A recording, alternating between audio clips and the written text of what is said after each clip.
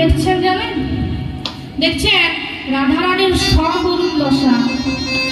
রাধারানী করছেন কি না, ধুলোর উপর গড়াগড়ি দিয়ে হা কৃষ্ণ প্রাণ কৃষ্ণ বলে কাঁদছেন।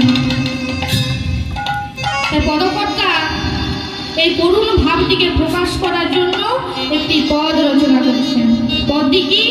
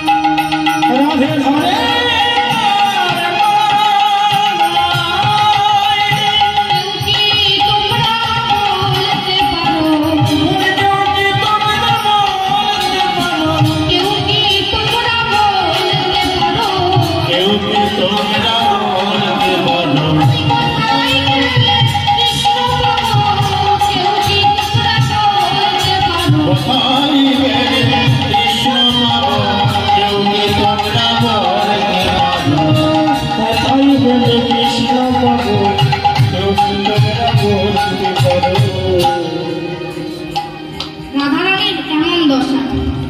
আর অন্যদিকে যশোমতী নন্দরানী করছেন কি জানেন? গোপাল গোপাল বলে চিৎকার করছেন। বলছে, ওরে গোপাল, তুই আমার প্রতি এত অভিমান করেছিস বাবা।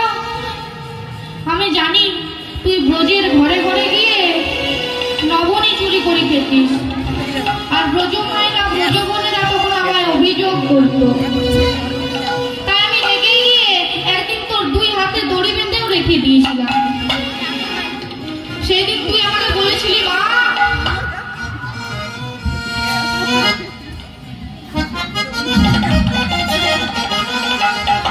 মা তুমি আমায় এত কষ্ট দাও, যেদিন তোমার থেকে দূরে চলে যাব সেই দিন তুমি বুঝবে। আজ আমি বুঝেছি রে গোপাল, আর মাকে কান্দিয়ে থাকিস নে গোপাল। ফিরে আয় গোপাল, ফিরে আয়। আয় রে ফিরে প্রাণের গোপাল।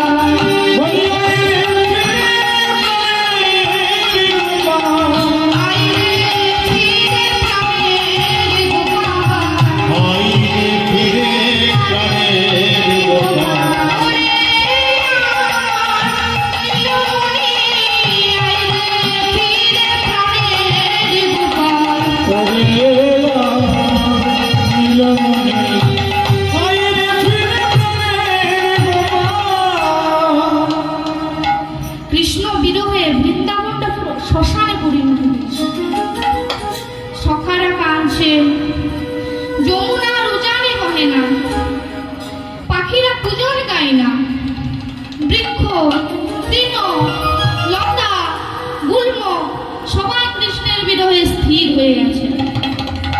তাই নারদ মুনি মনে মনে সিদ্ধান্ত নিলেন, মনে মনে বললেন, কৃষ্ণ কেমন ভগবান যে ভগবান মাকে কাঁদায়, বাবাকে কাঁদায়,